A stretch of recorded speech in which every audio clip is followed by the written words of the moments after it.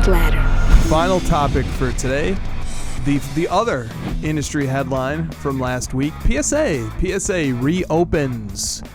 PSA has reinstated its express service level, which costs $200 per card. Prior to last week, the cheapest service level available was Super Express, which costs $300 per card. According to PSA's complete through dates, all their express service level orders have been completed, which suggests that there is no backlog at the express service level, but it's not clear what the turnaround time is. PSA's lower service levels remain suspended for now. PSA seems to be experimenting with incrementalism. They are slowly introducing or reintroducing service levels one tier at a time, perhaps testing how much more demand they will receive rather than opening the floodgates all at once. Josh, what are your thoughts on PSA reinstating its $200 Super Express service level? I think it's smart that they're doing one at a time. So, I don't second guess any of that. And I think that's good for the hobby as well to not just open it up and have us be right back where we were. So I think that's going to be good for everyone. The thing I'm concerned about is it went from 150 to 200. Is that correct? That's correct. So I think to me that shows that they're all going to be increased in price pretty dramatically. And I don't know if that's good for the hobby. Like, it just, people are going to grade less cards. We're going to probably get them back at the same rate, of speed. So like the service isn't necessarily getting better because of that. I don't know. Yeah, I don't think that's necessarily going to be good. I just see that the prices are going to be pretty high on all of these service levels coming out. So people should have that expectation because I don't think they're going to raise it by, what is that, like 33%? I don't think they're going to raise one of them and then not do the same to all the other ones. So we'll probably be seeing this like once every other month or every 3 months. They'll open one back up. The price will be higher and we'll continue on. Excellent observation.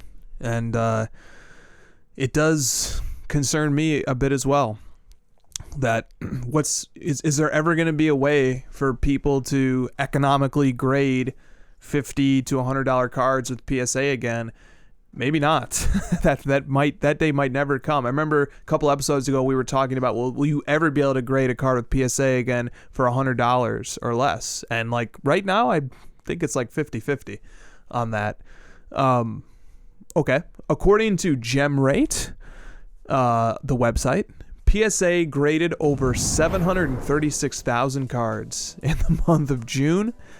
46% of the cards graded were from 2010 or later. 12% were from the 2000s. 25% were from the 90s, and 18% were 80s or earlier. By category, 38% of the cards graded in June were basketball, 26% baseball, 15% Pokemon, 12% football, 4% soccer, 2% hockey. And here are the 5 most graded cards in the month of June. The 1990 Fleer number 26, Michael Jordan, 2,700 copies graded, the most graded card in the month of June. The 1992 Topps number 362 Shaquille O'Neal rookie card, 2,400 copies graded. The 2020 Topps number 392 Luis Robert or Luis Robert. There is a disagreement about how to pronounce that. 2,200 copies graded. The 1996 Topps number 138 Kobe Bryant, 1,900 copies graded. And the 2020 Topps Chrome Luis Robert, 1,300 copies graded. Pricing information and trends on all these cards in various grades and their pop report growth over time can be found via the Card Ladder app. Kristina? Yes? Bearing in mind that the most graded cards in June were submitted many months ago because PSA is working through its backlog, what does it say to you that the top 3 most graded basketball cards in the month of June are from the year 1990, the year 1992, and the year 1996? Well, first off, I want to just say I'm a little confused because I read a few articles during PSA's shutdown that said Pokemon was the reason for PSA shutting down, and yet Pokemon only made up 15% of the cards that they've graded thus far. I'll say this about that. This 15% of the cards graded in June are Pokemon. Right. And the cards that are being graded right now are probably mostly bulk submission order and lower service level cards, which means they're probably grading cards right now that were submitted in October, November, December. So the flood of Pokemon cards, those articles we're discussing, happened in like February and March, and the onslaught of those cards was so enormous that was the one that was the straw that broke the camel's back here, and that made PSA shut down. Okay. I'll wait for those numbers to come back. Okay. You sound skeptical. I don't know. I'm skeptical. I think that would be the explanation. Okay. We'll wait for the February numbers to be released then. But my question is... Yeah, no, your question Yes. is about 90s basketball cards being 3 of the top 5 cards graded. So I think that it means that people are re-entering the hobby. And that's what I would, like, I look at these numbers and that's what I think. I think that people have found their collections and they've either sold them raw or they've graded them. And that's what we're seeing here. People who bought them raw from someone who rediscovered them, or re-entrants into the hobby who finally graded their childhood collections.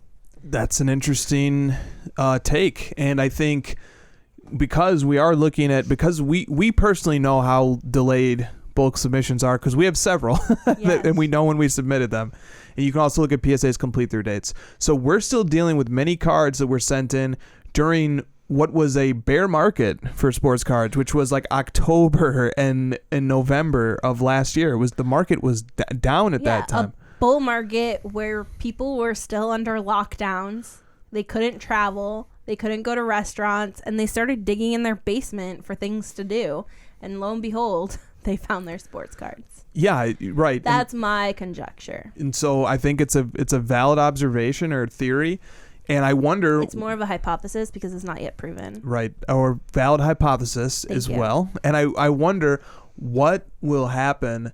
What was being submitted in that crazy spike in like January and February and March? Supposedly Pokemon. Maybe Pokemon. Okay. So do we know what caused the Pokemon surge? Is that Logan Paul?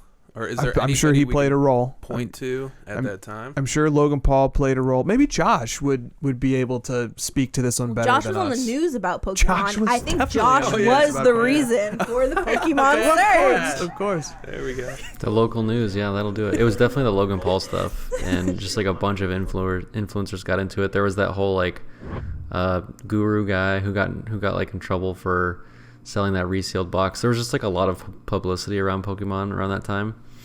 And can I answer that question on the 90s stuff? Yes, please. So that's like the junk wax era, and then it started to become valuable in PSA 10 form, 6-8 months ago.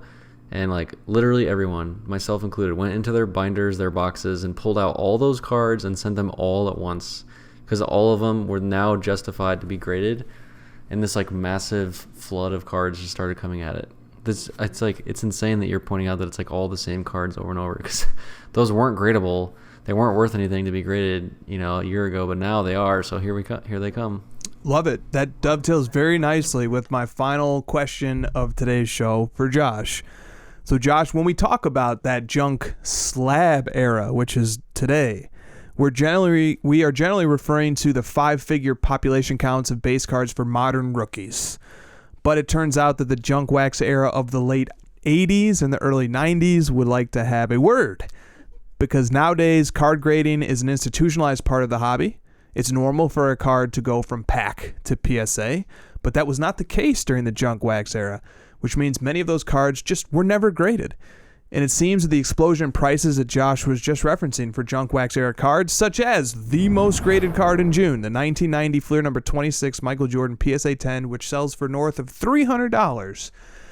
This has brought out hordes of these cards, like Josh was describing, from closets and shoeboxes across the world. So here's my question.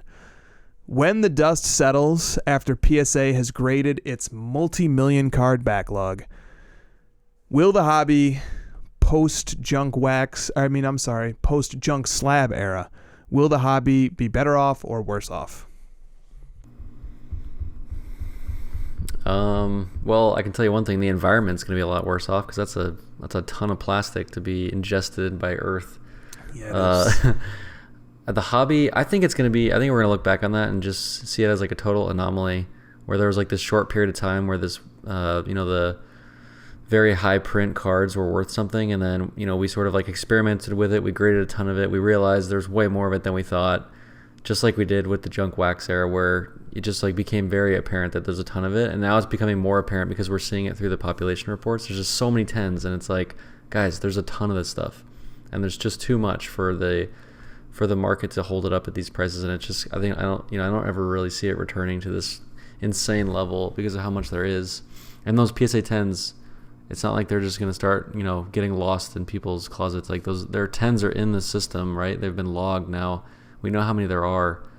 And so I think we're going to look back and just say, like, man, that was a crazy junk slab era. Let's get back to, assessing population reports, understanding rarity, scarcity, collectability. All these things are going to start coming back. And that's kind of where we're at right now, is we're starting to relearn all these fundamentals that we knew before. We just had this little blip in the radar for this crazy stuff. So the overall hobby long term, it's hard to say. I'd probably say better off for it because we're becoming more educated. Yeah, and it's, when you're shopping for a card on eBay, or you're browsing display cases at a show, or you're on an alternative marketplace like MySlabs, most times there is no population information because it's totally up to the seller. And so you don't know what the population of the card is.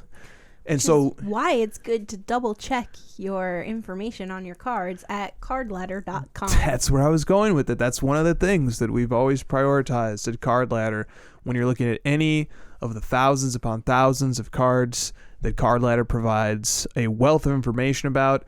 One of the things that is displayed prominently is the card's population report, and then a second auxiliary feature to the population report feature is you can see how that population report has changed ever since we started logging those figures.